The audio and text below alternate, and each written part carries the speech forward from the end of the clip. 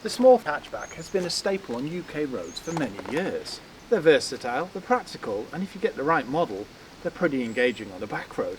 Whether it be a Ford Fiesta, a Volkswagen Polo, or this, the new Hyundai i20. I'm Ben Quirk, welcome to Planet Auto.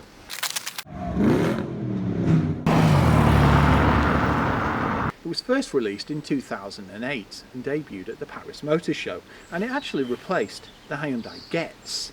Now this is the third gen, and it's changed a fair bit since the first gen and even the second gen.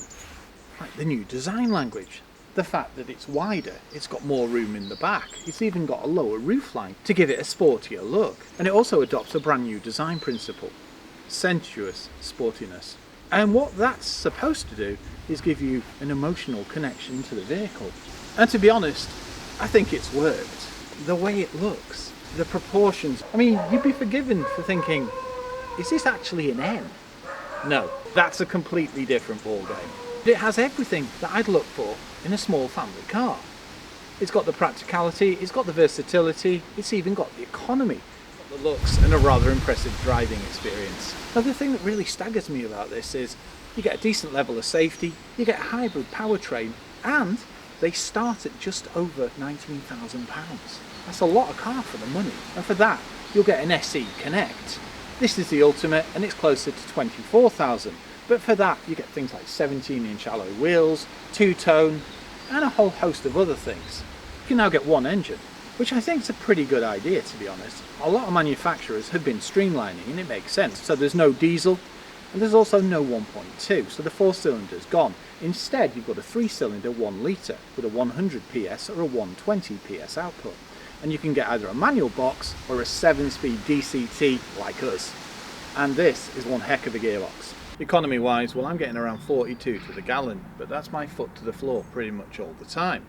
It actually boasts around 53, so the likelihood is, on an eco run, closer to 60.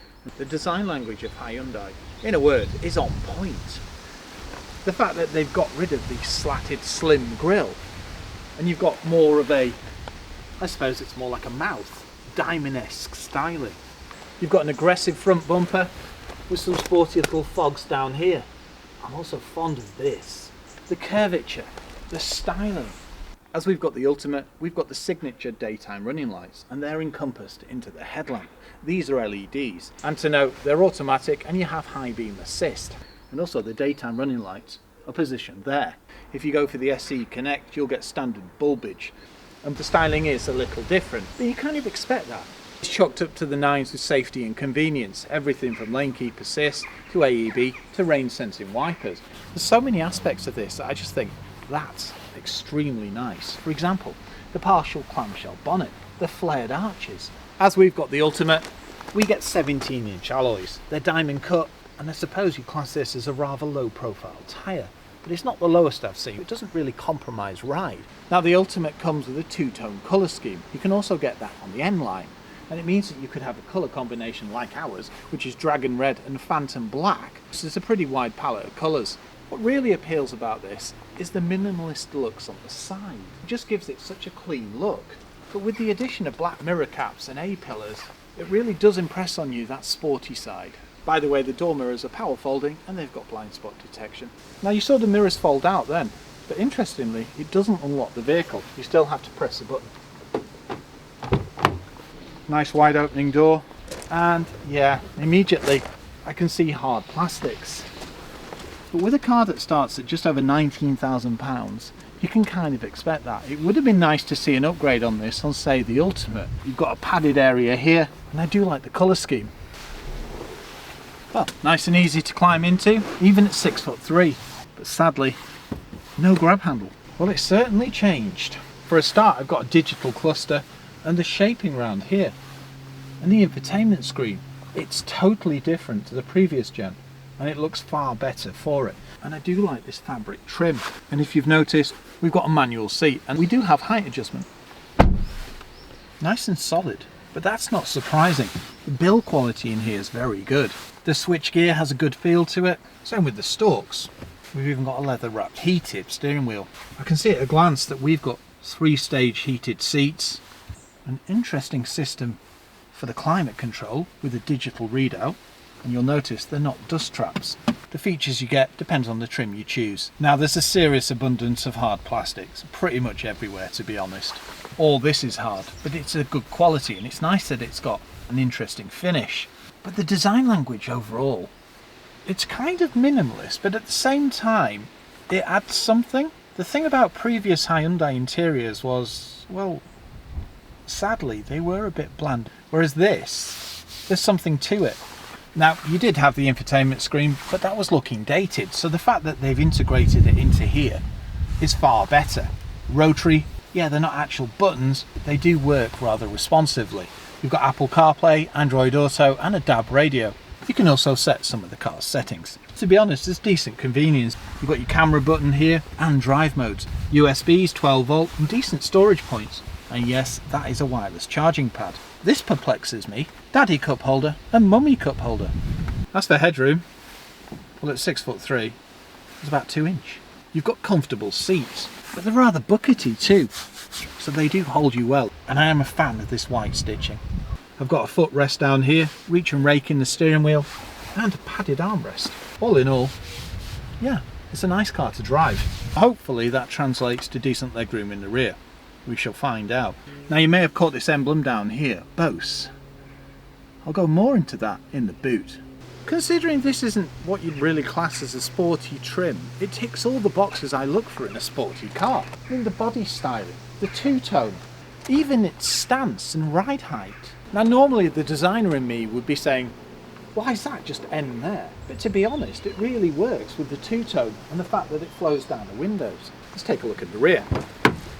Well, the door opens nice and wide, and that's a decent opening. Yeah, hard plastics again, and no padded armrest. That's a bit of a disappointment on the Ultimate. It does look to be easy to climb into.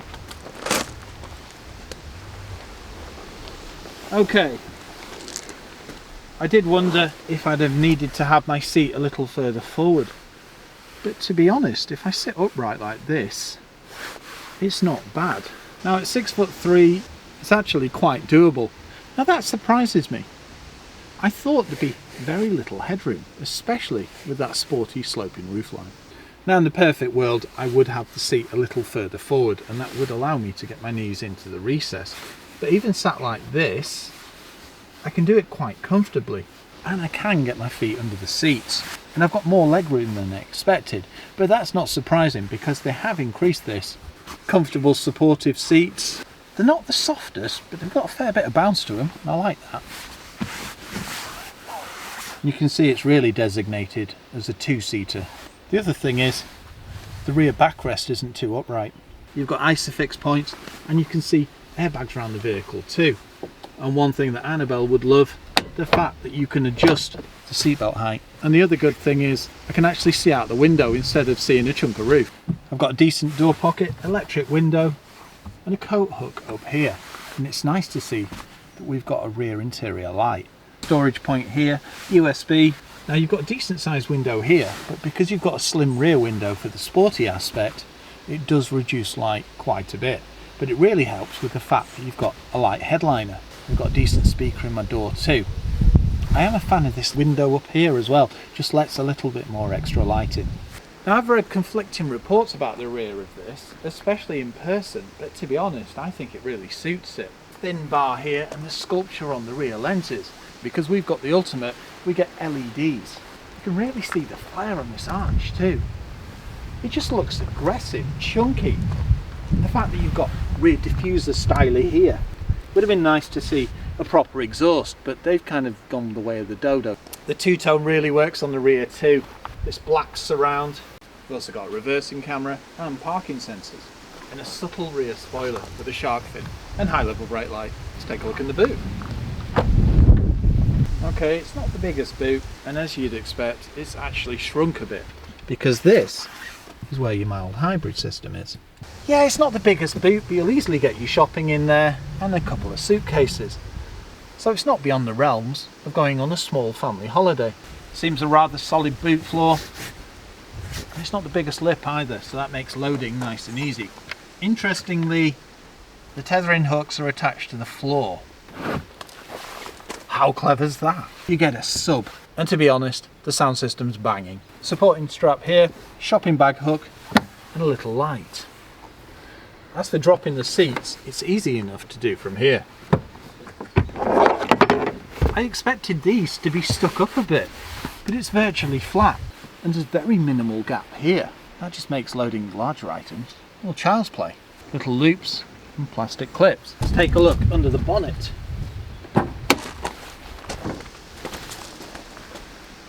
And you can see where to top up fluids.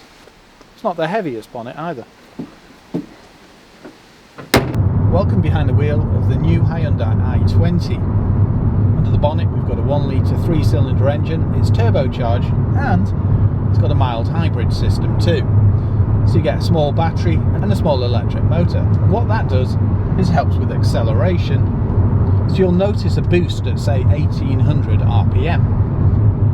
So you get economy whether you want it or not, which is a good thing. Currently we're getting around 38 to the gallon, but it boasts closer to 53. And I think on an eco run, you're probably nearer to 60. It's got decent acceleration, even though it says it does 0 to 60 in around 11 seconds. What you notice is, through the gears, it's far quicker. Speaking of the gearbox, it's a 7-speed DCT, and it's excellent. Smooth transitions. It's not the fastest at dropping gears, but my word, it's an extremely good driving experience. Steering, great feedback, weightings up nicely on a back road, and it's nice and direct. And that's it. The whole combination of the suspension, the steering and the engine on this is a rather good one. Now we've got the 100 PS engine, but if you go for the N-Line you'll get a 120. It's got comfortable suspension, but at the same time it corners exceptionally well. But what I have noticed is when it's going around the corners you can feel it dip ever so slightly. So it's rather fun too. Reminds me of our Mark II Golf GTI in that way. The thing is, I think they've worked some kind of sorcery with the suspension bed. Yeah. But speaking as a passenger, it's so comfortable. Yeah. It's smooth. It's the best of both, yeah. Very little body roll as well. But on a road like this, you can still feel movement. So that gives comfort rather than bang, thud, left, right and centre. Yeah, but it's not overly wallowy either. So they've managed to balance it perfectly. Exactly. But it's not surprising when you look at the car. I mean, you look at the proportions and the way that it's got like a wheel at each corner. It's a very good car to drive, isn't it? Yeah. It does have decent overwatch, doesn't it? Yeah, because you've got the lane keep assist, you've got the traffic sign recognition. Yeah, AEB, and the list goes on.